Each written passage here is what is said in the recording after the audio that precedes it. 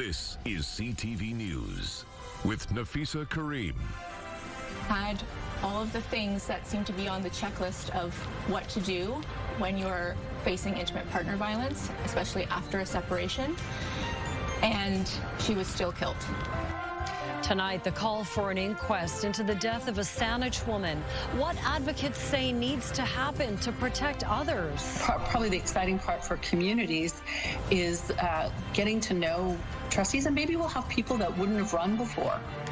A change in Greater Victoria to how school board trustees are elected. One it hopes will better represent the community.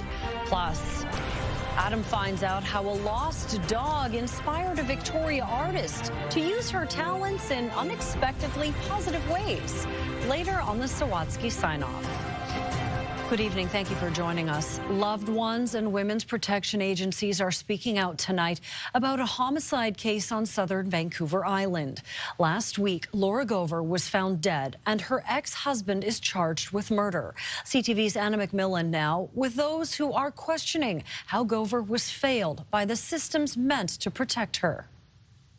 A longtime friend says Laura Gover did everything in her power to protect herself. She had a doorbell camera, she had extra locks, she was taking a lot of extra precautions, and recently, as of 2 weeks ago, we were talking about how exhausted she was from living in this constant heightened state of fear. The 41-year-old woman was found dead inside her home in Saanich on January 5th. Her ex-husband, Mohammed Bassar, is charged with second-degree murder. She had a safety plan, she had a protection order, she had all of the things that seem to be on the checklist of what to do when you're facing intimate partner violence, especially after a separation, and she was still killed. Gover filed for divorce in November. She had a court order which forbid Bassar from contacting her. I'm hoping at some point when the moment is right to be able to look at, even at the local level, of how this could have been prevented. Loved ones say she was a respected researcher and business instructor, a friend of many, and a devoted mother of two. She's brilliant, and sometimes her beauty and bubbly personality, people might not think that at first, but it just took one conversation to know just how sharp her mind was. The organization behind a recent vigil for victims of femicide is calling for an inquest. We want the provisional coroner to conduct an inquiry to see what are the systems that failed her in that process. The Victoria Women's Transition House Society is echoing the call. We failed this individual as a community. She says the courts, police departments, and support agencies are siloed and women fall through the cracks, explaining the gravity of their situations over and over. There's a lot of us that do this work, and we don't also have an integrated system between us that speaks to one another. She's calling on the province to increase funding for support services. If we can reduce wait lists, if we can meet all the demand and the need that's out there, we can prevent these cases. We can help individuals before it gets to this point. Meantime, Gover's friends have started a GoFundMe campaign, raising more than $200,000 for her daughters. This is in an effort to provide future support for the girls, whether that's counseling, therapy, mental health supports, or in the future for education or any of those moments that Laura's not going to be there for. Bassar is in custody, and the charge against him has not been tested in court. Anna McMillan, CTV News, Saanich. And if you or someone you know is experiencing intimate partner violence, you can call the Victoria Women's Transition House Society. The number for its crisis and information line is 250-385-6611. If you're outside of Greater Victoria, you can call or text Victim Link BC at 1-800-563-0808. A GoFundMe page has been set up for the Saanich teen involved in a hit and run on the Lower Mainland last weekend. 17-year-old Miles Mickey suffered broken bones and bleeding in his brain and is undergoing treatment in Metro Vancouver. Funds will go towards supporting the family while they stay in Vancouver to care for Miles. His mother says he was in Richmond for a dance party prior to being struck. He has a broken femur and will need to recover for up to a year, but is expected to walk again. The Claremont Secondary School school student will be transferred to Victoria General Hospital once he's able to endure the journey. The BC's Teachers Federation has declared an impasse at the bargaining table, which could lead to teachers walking off the job before the end of the school year. The BCTF says unless things change on the government side, no further progress can be made, and that will lead to a strike vote. The union says they've been offered the same wage increase that BCGEU members recently received, although what they are looking for is better working and learning conditions in the classroom. As the president, I hear from teachers every day that they know they could be doing more for the kids in their class, but they don't have the support they need to do it. That's what we're hoping to make a change about at the table. We can't wait another 4 years. Really, our intent is to avoid a strike vote. Our intent is for government to step up with similar funding that they've provided other public sector unions so we can make progress on working conditions. The president of the Greater Victoria Teachers Association says if the provincial government doesn't change its attitude at the table, teachers could walk off the job in the coming months. Following a tumultuous few years for the Victoria School Board, the way it elects school trustees is now changing. The board will now move to an electoral system which divides the district into 7 areas. Though 9 trustees remain on the board, each area will be represented by 1 or 2 trustees depending on the population size, rather than the top 9 vote-getters from across the district taking office. Significant and powerful change is that both Esquimalt Nation and Songhees Nation will be able to vote for a trustee as well, and that doesn't happen in many places in the province, and so this is pretty significant. The school district says the new system will be in place for the next election this October. The township of Esquimalt requested the board look at the model following months of controversy. Last January, the board was fired by BC's Minister of Education, citing student safety, criticizing the board for ignoring safety concerns from parents and stakeholders. Business owners in Port Alberni's Uptown District are considering moving or closing up shop entirely due to ongoing theft and safety concerns in the area. The owner of KJ Riggins Clothing Company says they've had 2 smash and grabs in the past month. It's resulted in thousands of dollars of damage and stolen goods. Business owners say the RCMP are doing everything they can, including patrolling the area, but it's still not enough. So frustrating, right? Because we are all trying to make the Uptown a better area, and it has really improved in so many ways with shops and nice businesses coming up here, but we're all dealing with that whole crime situation. Across the street, Frogworks, a visual arts and performing arts studio, says for safety reasons, they now lock their door, move to appointment only, and close their retail business. We're demanding change. They insisted that when we were a business, we had to have had some sort of cash on hand so that we could give them change.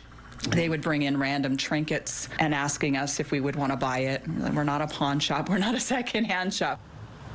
Businesses would like to see more patrols in the area to deter theft, vandalism, and loitering.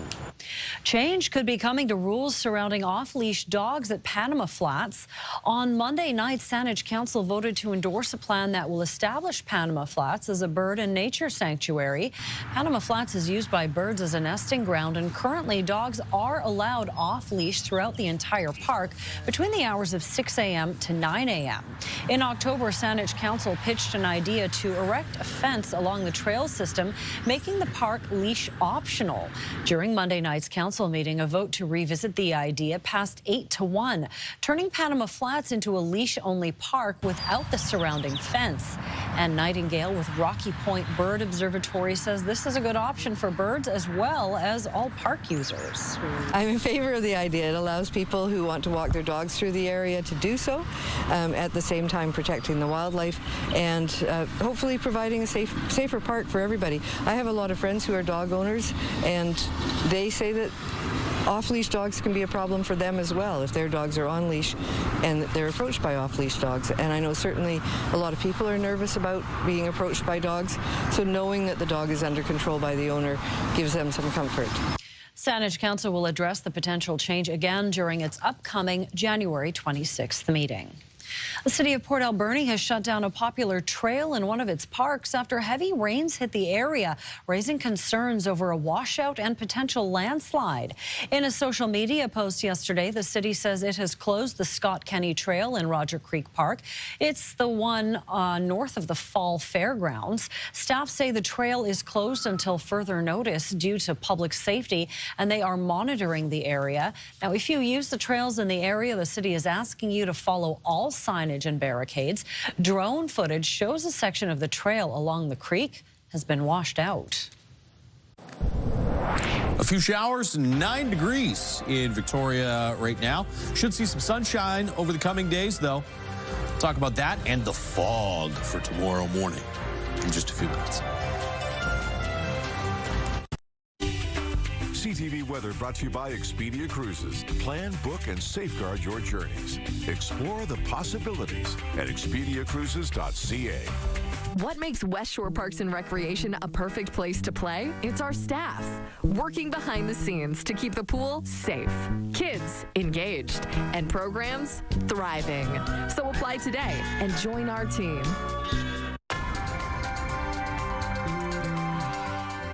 Josh joins us now. I wish I could say it as ominously as you did, but I'd like you to tell us more about the fog. There's actually a fog advisory for Nanaimo for overnight tonight, early tomorrow morning. Fog will be fairly thick as well, it looks like, through the morning hours in Victoria. I think by mid-morning, that should all burn off out of here. Tofino's at 10 right now. It's 8 in Comox. Skies cleared pretty nicely through this afternoon further to the north. As we mentioned a moment ago, it was 9 at the harbor, 10 at the airport. And there's that little stripe of showers that's making its way through. That'll push out of here in the next couple of hours. So by early to mid-evening, that rain is gone. Skies will clear overnight tonight. Fog settles in through the overnight and into early tomorrow morning, and then we get some clearing through the afternoon right across the island, and it actually looks like we'll see a fair amount of sunshine through the island Friday, possibly into Saturday as well for some areas. A little different story in the north where you could have some not only fog, but maybe some morning drizzle tomorrow, 7 degrees. You get some sunshine, though, it looks like by midday and through the afternoon. And then sunny skies for Friday, Saturday, Sunday. Temperatures a couple of degrees above average there as we head through Friday and the weekend. 9s and 10s in the forecast. 9 degrees for inland areas tomorrow. Mixed sun and cloud through tomorrow afternoon. After that, slight chance of a little bit of drizzle through the morning. 8 degrees and sunshine Friday, and then partly cloudy for the weekend. Out on the west coast, clearing through the day tomorrow, 9 degrees in the afternoon. You get double digits for 3 or 4 straight days there, Friday through the weekend and into early next week. Some sunshine Friday, Saturday, with highs probably topping out in the 12 or 13 degree range on Saturday, which would be about a handful of degrees above average. 9 degrees in Comox, some patchy cloud cover through the morning hours, sunshine in the afternoon. Sunny and 11 on Friday, same goes for Saturday, and you're still up around 9 or 10 degrees with mixed sun and cloud on the way for Sunday. Nice and dry here for most areas across the next 5 days. There's your fog for Nanaimo. Fog advisory in effect for overnight tonight and early tomorrow morning. We'll see some clearing through the afternoon, high of about 11. 11s as well for Friday, Saturday with sunshine. That's 5 degrees warmer than average, 6 degrees, the average daytime high for this time of year. We're back into that territory, it looks like, by Monday of next week. Should be around 6 degrees for the morning low in Victoria tomorrow. Fog patches through the morning hours, clearing in the afternoon. We'll get to about 11 degrees tomorrow. 11s as well for Friday, Saturday, and about 9 or 10 with partly cloudy skies on the way for Sunday. So this could be 4 straight, it was 11 degrees for a high today, 4 straight days of 11s in Victoria. CTV Weather is brought to you by Expedia Cruises for air, land, and sea vacations. Nice to see a little bit of sunshine and the continuation of those warm temperatures, Nafisa. All right, thanks, Josh. Well, forestry workers facing layoffs on Vancouver Island could land a new job sooner than they thought. Today, the municipality of North Cowichan announced a job fair for Crofton Mill workers. In early December, 350 employees at the Domtar Mill were told their jobs would cease to exist in the early new year. The company says global economic forces had made operations untenable, and it was closing the mill. The job fair next Thursday will include employers like C-SPAN, Nanaimo Forest Products, and the Department of National Defense. Health Minister Josie Osborne announced today that the province will not seek an extension for its drug decriminalization pilot project when it expires at the end of the month. The province says the 3-year project did not deliver the results it anticipated. The exemption allowed adults to possess up to 2.5 grams of certain drugs, including opioids, crack, powdered cocaine, methamphetamine, and MDMA. Last year, the scope of this possession was restricted to private homes, designated healthcare clinics, and harm reduction sites. From the beginning, this pilot was designed as a time-limited trial with ongoing monitoring built in so we could understand what was working, what wasn't, and where changes were needed. However, the pilot hasn't delivered the results that we hoped for. And after very careful consideration, we are not asking the federal government to renew the exemption. The province says it will now concentrate on enhancing systems for mental health and addictions care, including prevention, treatment, recovery, harm reduction, and aftercare. It's being called an historic moment. A Canadian Prime Minister back on Chinese soil for the first time in nearly a decade. Trade and energy are on the table, but what many Canadians are looking for is movement on agricultural tariffs. CTV's Annie Bergeron-Oliver has more. It wasn't long ago that Canada called China a disruptive power. Now the language has softened as Prime Minister Mark Carney's government looks to bring stability back to a frigid diplomatic relationship. This is a new government with a new Prime Minister, a new foreign policy. In this moment of economic stress for our country, it is necessary for us to diversify our trading partners. And Carney has made it clear that rethinking includes increasing non-U.S. exports through deeper partnerships with countries like China. And over the next few days, the Prime Minister will be pitching Canada to business and government leaders as a place to invest. I think that this was a really important opportunity to reset the relationship at a time when we're obviously dealing with a much tougher United States and where our Canadian national interests have to be rethought. A key area of debate and likely disagreement, Canadian tariffs on Chinese electric vehicles and Chinese tariffs on Canadian canola products. Government officials say it's reasonable to expect progress on so-called trade irritants, but the definitive removal of tariffs is unlikely. Our ultimate goal is to restore market access to China, have more smoother, predictable trade with our number 2 export market. And so we're looking for signs of progress and resolution on that front. While that resolution may not happen, Ottawa is framing this business visit to Beijing as a stepping stone on a larger plan to normalize relationships and help reopen lines of communications. Annie Bergeron-Oliver, CTV News, Beijing. Coming up, creative kindness. Adam finds out how a Victoria woman's ordinary day turned extraordinary after meeting a lost dog. That's next on the Sawatsky Sign-Off.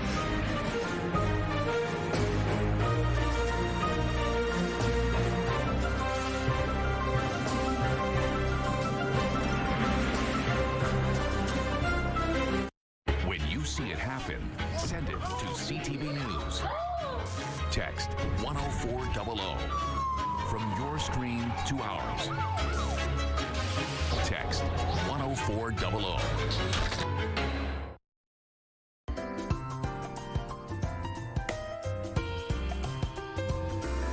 Finally, Adam finds out how an artist found a way to use her talents in an unexpectedly positive way on this Encore Sawatsky Sign-Off.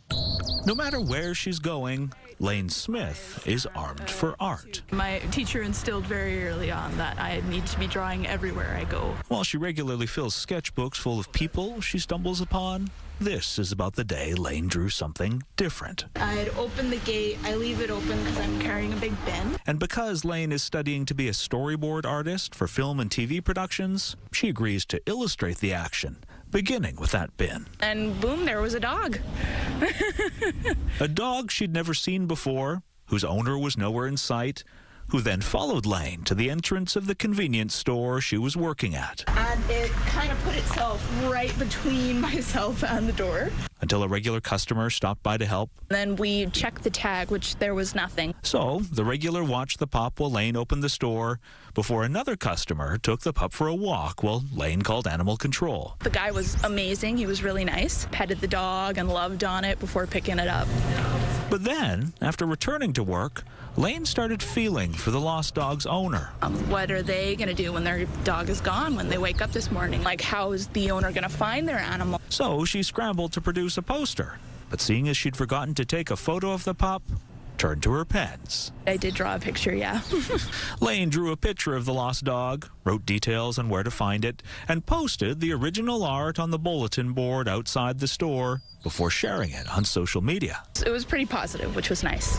People called it the best poster ever, and an animal rescue organization praised it as enchanting and brilliant before revealing that the dog and their owner had been reunited. It's always good to see what we as a community can do to be kind to one another. But even better, Lane says, when a real-life story ends like a feel-good movie. Just the best thing I could possibly wish for. Good happy ending. Adam Sawatsky, CTV News, Victoria. The Sawatsky Sign-Off, brought to you by CapitalDirect.ca. Let's make your vision a reality with Capital Direct. Call and talk to our team today. That is it for CTV News Vancouver Island. Thank you so much for joining us. Have a great night.